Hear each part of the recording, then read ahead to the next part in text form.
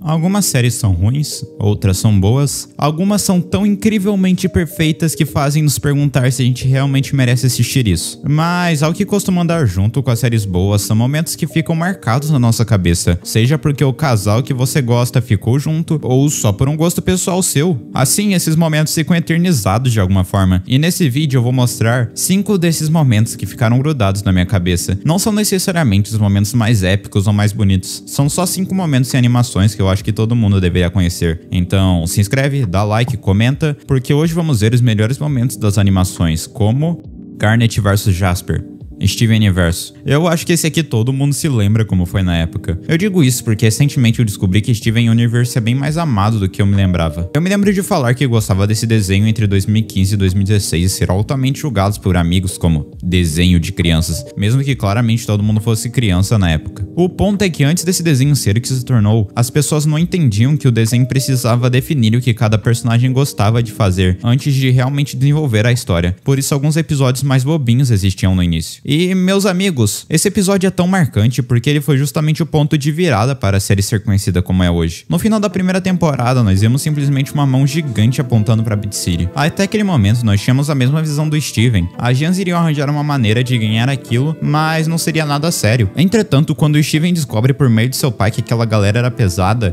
ele vai correndo ajudar as Jans, mas era tarde. Pela primeira vez vemos a Jasper e ela surra as Crystal Gems, fazendo elas serem feitas de trouxa, e até a Garnet, a Jen que era a definição de força bruta, toma uma surra dela. Assim, o Steven é nocauteado. Aqui chegamos em um dos melhores momentos da série e vemos que a parada era séria. Vale mencionar o contexto desses episódios. Normalmente os episódios de Steven Universe eram dropados semanalmente ou coisa do tipo. Então, como incentivo para hypar a nova temporada, a Cartoon fez o primeiro Steven Bomb. Então esse episódio passou no dia seguinte do anterior. A sensação de entrar no Twitter antes da estreia do episódio era única, porque o episódio anterior estava muito fresco na cabeça das pessoas. Então, chegava o episódio e Steven estava preso em uma cela. Estranhamente, ele consegue fugir dali, mas ele se dá de cara com uma Jen que a gente nunca tinha visto na vida. E essa Jen estava muito desesperada atrás de uma Safira por algum motivo. Isso tinha nos dado muitas perguntas, mas eventualmente o Steven acha essa tal Safira. E, meu Deus, as duas formavam a Garnet. E eu me lembro até hoje a sensação de descobrir que elas eram uma fusão. Isso fazia sentido pra caramba. Em muitos episódios anteriores, os escritores já nos davam pequenas dicas do que seria a Garnet, e ver que ela ficou assim no final foi incrível. Até ali o episódio estava bom, mas meus amigos, que incrível foi a batalha da Garnet com a Jasper. Era a revanche dela,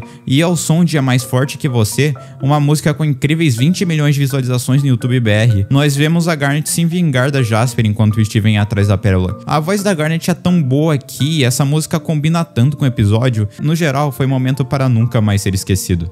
A dança do Lumit, The Owl House. The Owl House foi um desenho que conseguiu furar a bolha dos desenhos atuais. Atualmente os desenhos não estavam conseguindo chegar na mesma fama que apenas um show ou Hora de Aventura teve, por exemplo. Mas daí você assiste o Belos fazendo a cabeça da Luz e você entende o porquê esse desenho é tão famoso. Por causa disso eu decidi ver o show e, caramba, eu adorei. Acontece que um dos maiores motivos para esse show ser o que se tornou foi o romance principal entre Emmett e Luz. Basicamente elas começam sendo inimigas. Depois elas se odeiam menos, têm uma relação de amizade e namoram eventualmente. Só que a maneira que isso foi construída é tão perfeita que te faz pensar que todos os escritores estavam apaixonados enquanto escreveram. A questão é que nesse momento da série nós sabemos que a Emmett, apesar de esconder muito seus sentimentos, tinha alguma coisa pela Luz. Isso era apontado pela série, mas parecia que ela nunca ia falar. Até que esse episódio chegou. Basicamente ia rolar um baile na escola, só que diferente de um baile qualquer, a suposta rainha do baile teria que lutar contra a personificação do seu maior medo, e a rainha escolhida era Emmett. Felizmente a Luz decidiu substituí-la, mas estranhamente ela parecia temer alguma coisa, só não sabia o que era exatamente. Então a gente passa o episódio inteiro temendo o que quer que fosse, e a hora finalmente chega. E infelizmente descobrimos que a Luz não tinha coragem de encarar o seu medo, deixando o monstro do seu maior medo escapar. A questão é que o seu maior medo era justamente a sua mãe ficar sabendo que ela estava se escondendo no mundo dos demônios. Isso era só demais pra ela. A Luz não tinha coragem de encarar e muito menos tentar vencer o monstro. E bem, nesse momento de dificuldade da Luz, adivinha quem aparece para ajudar? A Emmett chega e assume de novo. A coisa absorve o medo da Emmett e, bem, o medo da Emmett era ser recusada. Recusada pela pessoa que ela gostava, que, by the way, é a Luz, mas ela não sabia disso. A reação da Luz ao saber que o medo da sua amiga era ser recusada foi apoiar ela. Mas não apenas isso, as duas decidiram unir forças e encarar o Grum. E assim,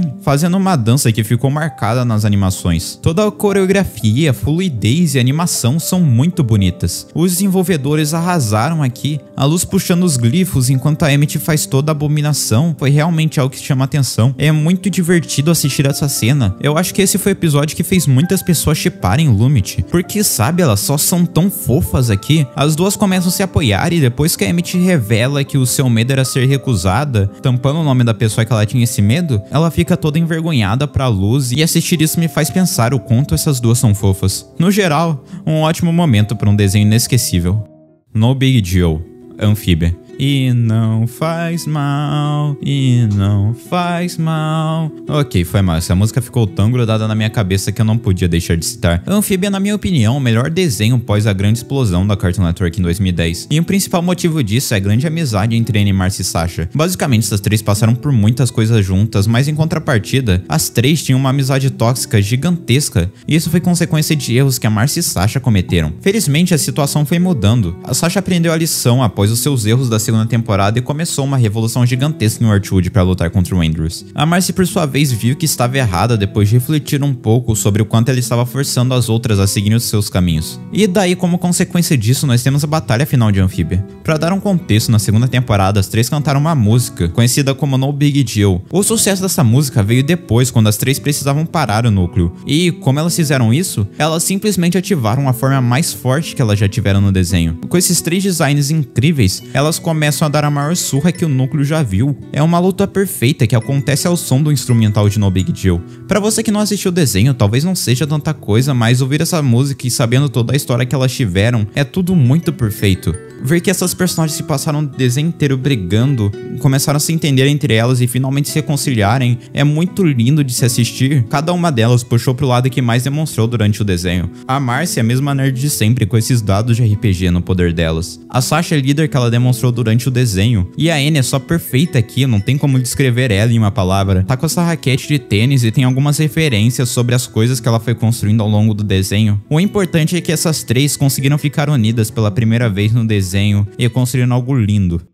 Sten acha o terceiro diário, Gravity Falls. Enquanto a maioria das animações são apenas curtidas entre fãs de animações, Gravity Falls conseguiu ser reconhecido como uma das melhores séries no geral e eu admiro muito isso. Um dos principais motivos para isso foi toda a grandiosidade que a série conseguiu atingir com os diários. Nós não sabíamos de muita coisa, apenas que o Dipper tinha 3, o Gideon tinha 2 e esses diários tinham muito conhecimento sobre Gravity Falls. Mas o resto era um mistério. Quem era o autor? Onde estava o primeiro diário? E principalmente o que o Sten estava escondendo? É sério, eles apresentaram isso no primeiro episódio e nunca mais voltaram. Então, depois de uma temporada inteira sem esse mistério voltar a aparecer, acontece que das 3 perguntas que tínhamos, 2 foram respondidas e infinitas foram criadas. O Sten, ao lado do Dipper e Mabel, conseguiram derrotar o Gideon, que tinha posse do segundo diário. Durante toda a série, mesmo com as bizarrices de Gravity Falls existindo, o Sten por algum motivo não acreditava nelas. Então o Dipper decidiu se abrir sobre o diário que ele tinha pra ele. E o Sten, ao invés de acreditar nele, morre de rir por algum tempo e some com o diário. Essa cena de primeiro momento parecia estar ali à toa, mas quando a luz da noite sobe, uma música de tensão e um mistério começa a tocar. O Sten entra na máquina de vendas da loja. Aquele mistério que tinha sido mostrado no primeiro episódio da série seria finalmente revelado. Ele desce as escadas,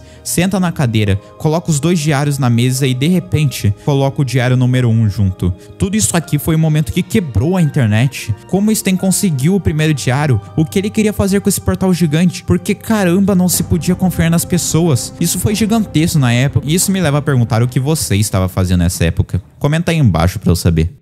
Over the Garden Wall, abertura. Esse certamente não é o mais lembrado, mas eu quero dar uma voz pra ele aqui. Uma das coisas que eu mais adoro de ver em vez em quando são séries bem fechadas, onde os escritores conseguem em uma temporada pequena passar muitas ideias que eles têm sem deixar nenhuma ponta solta. E Over the Garden Wall é uma dessas séries. Todo o medo e a ambientação que você sente aqui é realmente único. Nenhuma outra animação conseguiu passar qualquer sentimento parecido pra mim. Apesar de ter cenas que realmente mereciam ser comentadas aqui, como a batalha final contra a Fera, eu prefiro focar em uma que eu vejo raramente ser falada entre as pessoas. Mas acredite, ela é tão especialmente perfeita que eu tenho o que falar sobre. Quando você olha a abertura pela primeira vez, você fica confuso. A questão é que ao assistir o desenho pela segunda vez, você percebe coisas absurdas.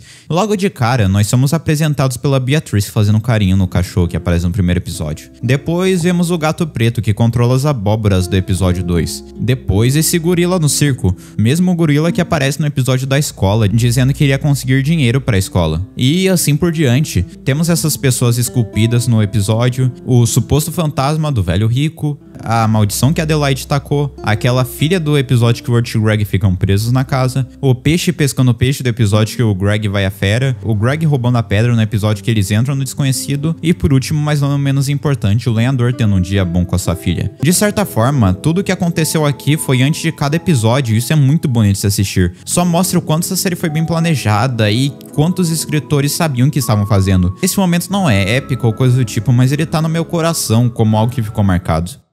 Uou, você me ouviu até aqui. Eu tô em uma semana de provas no colégio, não tenho ideia se eu vou conseguir manter a frequência essa semana, mas saibam que se esse vídeo tá saindo na terça-feira, eu me sacrifiquei muito pra acabar ele a tempo. No mais, se inscreve, dá like, comenta. Muito obrigado por me ouvir até aqui. Muito obrigado, membros, por serem incríveis. Com agradecimento especial a Eduardo Moraes. E te vejo no próximo vídeo. Tchau!